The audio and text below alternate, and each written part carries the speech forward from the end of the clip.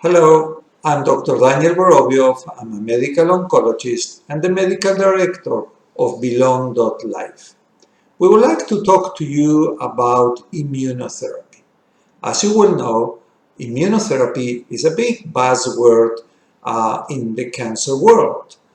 Patients, doctors, the press, the media, they're all full of articles dealing with immunotherapy in the treatment of cancer. Until 10 or 15 years ago, we had very few medications that were able to reactivate the immune system to fight cancer cells. It was approximately 10 years ago the discovery of these blockers that do not allow certain immune cells called T cells to develop and to do their job, that allowed us to use these anti-blockers and or checkpoint inhibitors, as we call them, to actually liberate the T cell from the block that the cancer cell has put on them and go and kill cancer cells by enhancing, improving, increasing the immune system in our bodies. Because that's what immunotherapy is immunotherapy boosts our own body's natural defenses to diseases such as cancer and others. By doing that, it can stop, it can slow the growth of cancer cells, it can slow the spreading of cancer in our bodies, and can improve at the same time our own immune system to fight the cancer. That is the major difference with chemotherapy, for example.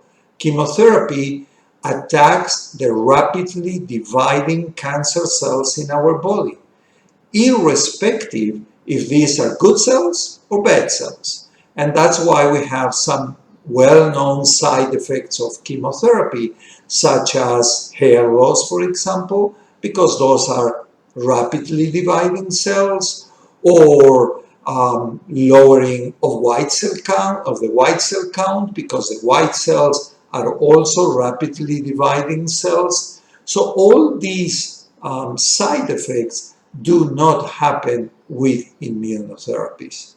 Now, but there are other side effects, and we will talk about this in a moment. Now, there are many different types of immunotherapies, and believe it or not, one of the most well-known one are vaccines. Vaccines are immunotherapies, that they protect us from viruses, but also at the same time, there are vaccines that can protect us from cancer, and there is a lot of investigation going on in that specific regard. But we are talking mainly about anti-cancer treatments. And anti-cancer treatments are done by blocking the T cells or unblocking them to protect us more and to kill then the cancer cells, or to block certain antibodies, certain receptors in the cancer cells that actually can allow the cell to become resistant to treatment and to develop quicker. It is known now that immunotherapy works better in patients that they have a cancer which contains a high grade of mutations.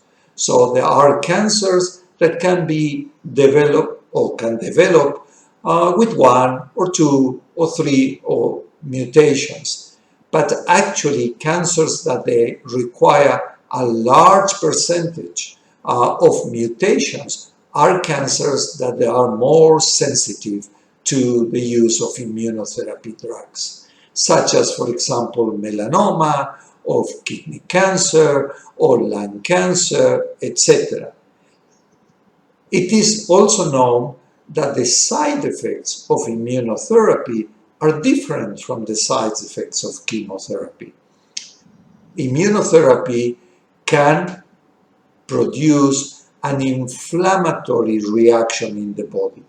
And that inflammatory reaction can affect certain organs or tissues, such as the thyroid, such as the liver, such as the lungs, the gastrointestinal system, and joints and skin. But they are all manageable with the use of an old medication, which is a cortisone medication. We try not to use it proactively because it can reduce effectivity of the drugs that we want to, the immunosuppressive drugs, such as we want to use them in the fight against the cancer, but we use them when and if necessary, if any of these side effects are developing in the body. One of the major problems that we also have with immunotherapy is, unfortunately, the high costs of these medications.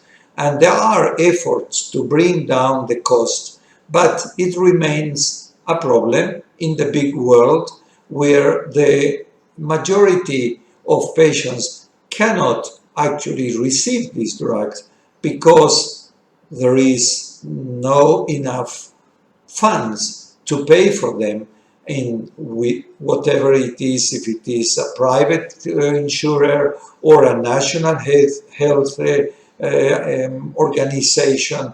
And the truth is that these drugs are not available in most of the world. But there are, as I said, efforts from the societies, from the pharmaceutical companies to make it more available to the rest of the world and not just to a small group of patients in the larger developed countries. So immunotherapy is a big name. It's a big new group of drugs that we are starting to become more receptive to use in our patients. But we need to remember that is not for every patient. And there are circumstances in which it can help, but there are in other circumstances that it might not help. So you will see that your doctor will be doing specific tests to see if you are an eligible person for that specific treatment that you may have read or seen in the internet or that your doctor might have recommended.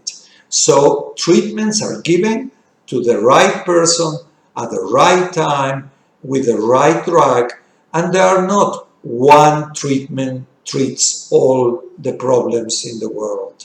So with that, we move on, and next week we will be talking about something different.